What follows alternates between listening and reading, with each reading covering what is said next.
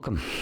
In front of me is the TECNO Spark Go, and today I'll show you a couple of tweaks and tricks you can do on this device.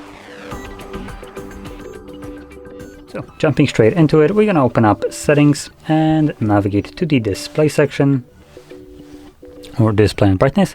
And in here, I'm going to start off with a dark theme. So here we have a toggle for it. You can obviously turn on the dark theme, turn it off, but also when you tap on the actual text right here, it will give you an option to set it up as a schedule. Obviously, when selected, you can have it set on a custom timer or from sunset to sunrise, and this will make it so the device will switch between the modes depending on the time of day, which is a pretty neat option. Now moving on to the next thing, it's going to be the status bar network, which is also under the display and brightness. And personally, I just like a more clean look of the device, and I don't really care about the network speed, which is visible right here. So we can turn it off right here at the bottom of display brightness section. And this will just hide it away. Now, moving on to the next option, it's going to be the themes right here, which is in the main settings, a little bit lower.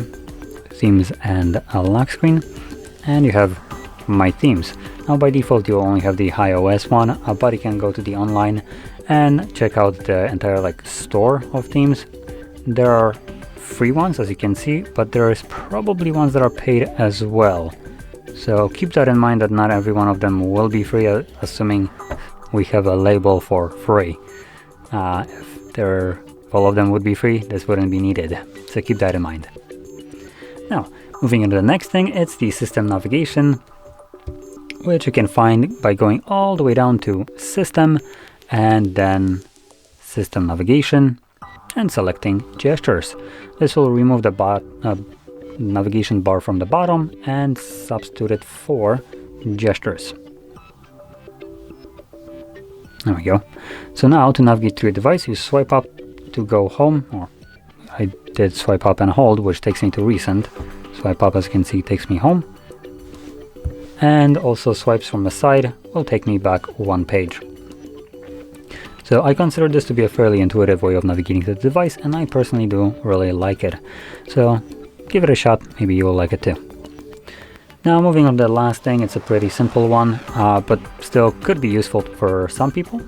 It's the locking of application. When you go to recent applications, as I just did, you have this little lock option above each one of these applications that is running right now. Now, the reason you might find use for this is if you're using applications like Spotify as an example. So as you probably know, I tend to just kind of do this, and all apps just get automatically shut down.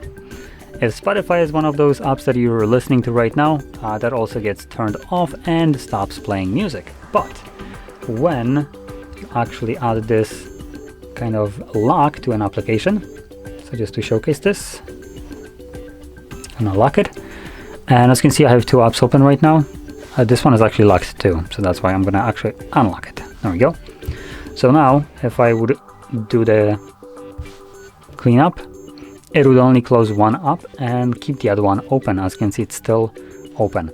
So if you lock apps like Spotify as an example, you close off all the other applications apart from the ones that are locked, which is Spotify is one of them. It will stay open and continue to play the music and be unaffected by you just closing up any other application, which is a pretty nice thing, and it's something that I recommend utilizing if you tend to use some kind of app frequently, and also that app is affected obviously by you closing it. So like I mentioned, Spotify for me is one of those apps.